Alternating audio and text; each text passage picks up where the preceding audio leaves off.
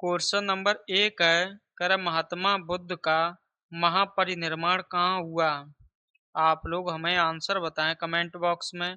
Option A में है Lumbini, B में बोध गया, सी में कुशीनगर और डी में है पाटलिपुत्र। दोस्तों, जो महात्मा बुद्ध का महापरिनिर्वाण जो हुआ था वो हुआ था कुशीनगर में। Option number C. जो आप लोगों को क्वेश्चन कराएंगे ये सारे क्वेश्चन रेलवे द्वारा और एसएससी द्वारा पूछे गए हैं, इसलिए आप लोग सभी क्वेश्चनों को देखकर जाएं। क्वेश्चन नंबर 2 है। प्रथम भारतीय साम्राज्य की स्थापना की थी? साथियों, जो प्रथम भारतीय साम्राज्य की जो स्थापना जो की थी वो की थी चंद्रगुप्त मौर्य ने। Option number C. Question number 3 है। मधुबनी पेंटिंग किस राज्य से संबंधित है? आप लोग बताएं, उत्तर प्रदेश से है, बिहार से है, तमिलनाडु से है या केरल से है? तो साथियों, जो मधुबनी पेंटिंग है ये संबंधित है आपके बिहार राज्य से। Option number B. Question number 4 है। ओणम किस राज्य का त्योहार है? साथियों, जो ओणम है ये त्योहार है केरल का। Option number D.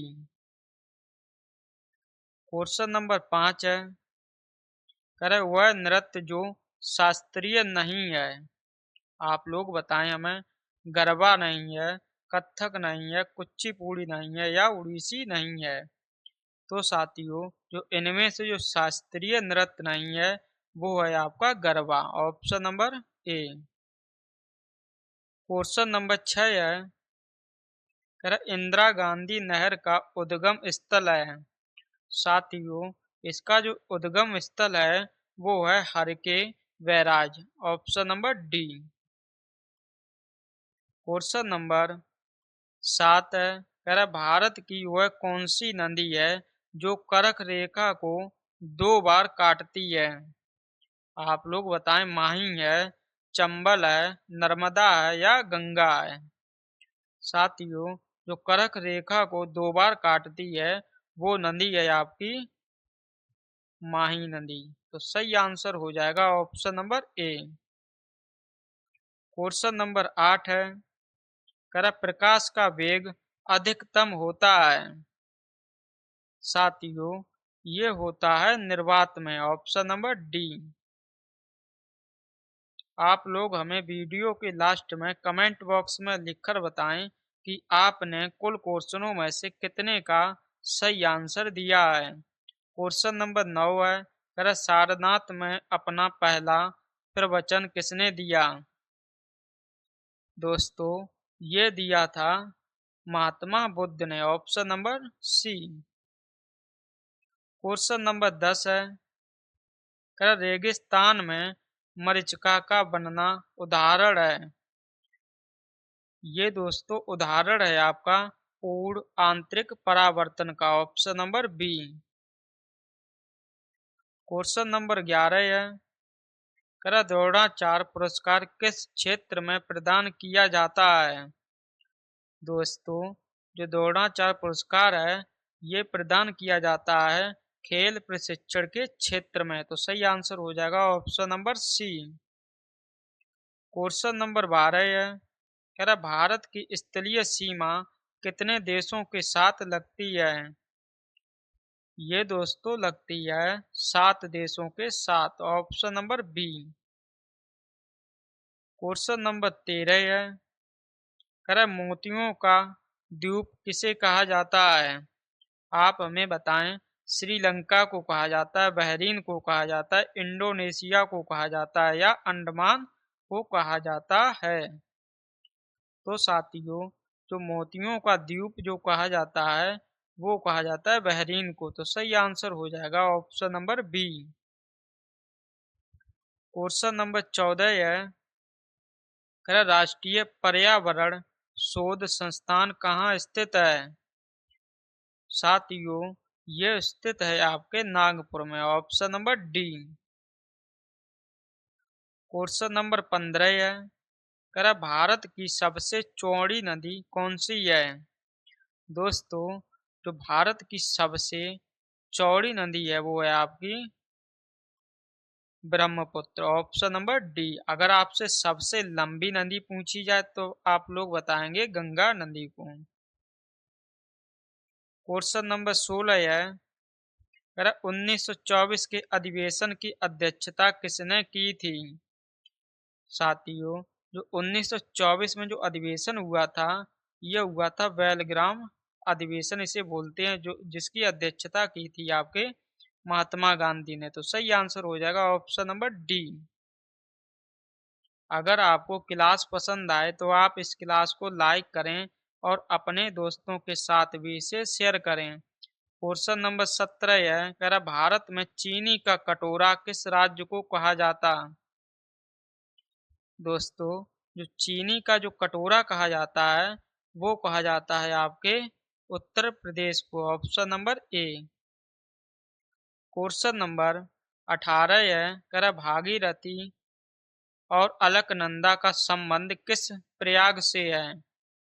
साथियों, आप हमें बताएं, देव प्रयाग से है, विष्णु प्रयाग से है, कर्ण प्रयाग से है या रुद्र प्रयाग से है? तो जो भागीरथी और अलकनंदा का संबंध है वो है आपके देव प्रयाग से। Option number A. Question number 19 है, कह रहा भारत में पंचायती राज व्यवस्था सबसे पहले राजस्थान के किस जिले से शुरुआत की गई थी?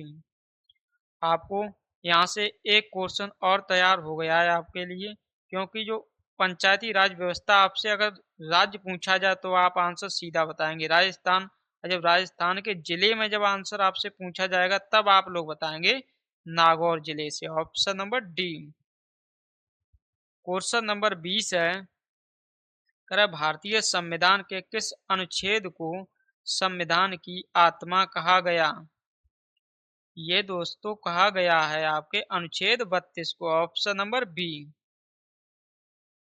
क्वेश्चन नंबर 21 है, कह 8 डिग्री चैनल किसके बीच स्थित है? दोस्तों, जो 8 डिग्री चैनल है ये स्थित है आपके लक्षद्वीप और मालदीव के बीच। Option number A.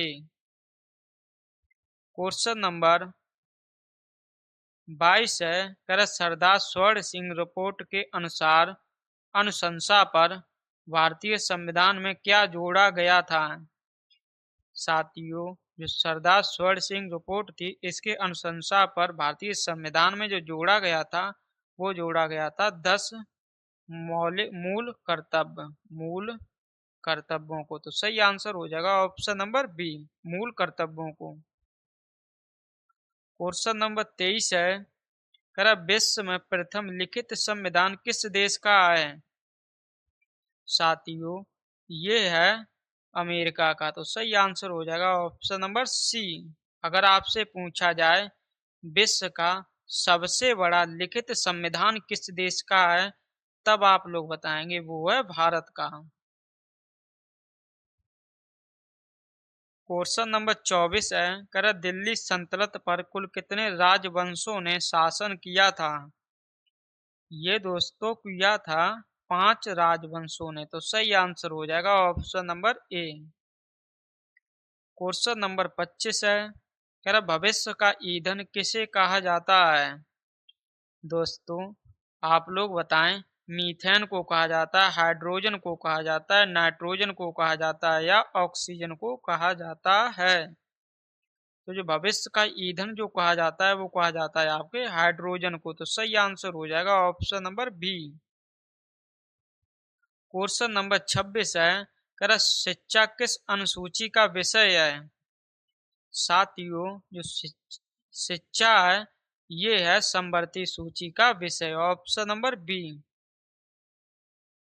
Question number 27 है, कह रहा नासिक किस नदी के तट पर स्थित है? साथियों, जो नासिक है ये आपके स्थित है गोदावरी नदी के तट पर। क्वेश्चन नंबर 28 है, कह रहा भारत में ऑपरेशन फ्लड की शुरुआत किस वर्ष हुई? आपसे क्वेश्चन पूछा जाता है जो ऑपरेशन फ्लड है इसका संबंध किससे है? तो आप लोग याद रखें, इसका जो संबंध है वो है दूध के उत्पादन से। तो इसकी जो शुरुआत हुई थी वो हुई थी 1970 के दशक में। Option number C. Question number 29 है, अंतर्राष्ट्रीय मजदूर दिवस कब मनाया जाता है? साथियों, जो अंतर्राष्ट्रीय मजदूर दिवस है ये प्रत्येक वर्ष मनाया जाता है 1 मई को। तो सही आंसर हो जाएगा option number B. Question number 30 है, किसे सीमांत गांधी के नाम से जाना जाता है? साथियों, जो सीमांत गांधी के नाम से जाना जाता है वो जाना जाता है खान अब्दुल गफ्फार खान को। ऑप्शन नंबर ए। आप लोगों को हमने जीके, जीएस के टॉप 30 क्वेश्चन करा दिए हैं। अब आप लोग ईमानदारी से हमें कमेंट बॉक्स में लिखकर बताएं कि आपने 30 क्वेश्चनों में से कितने का सही आंसर दिया है। अगर आपको क्लास पसंद आए तो आप इस क्लास को लाइक करें और अपने दोस्तों के साथ शेयर करना ना भूलें। अगर पहली बार क्लास ले रहे थे तो आप चैनल को भी सब्सक्राइब कर लें। तो साथियों, इन्हीं बातों के साथ इस क्लास को यहीं समाप्त करते हैं। आपको मिलते हैं नेक्स्ट क्लास में, तब तक के लिए आप सभी को जय हिंद, जय भारत।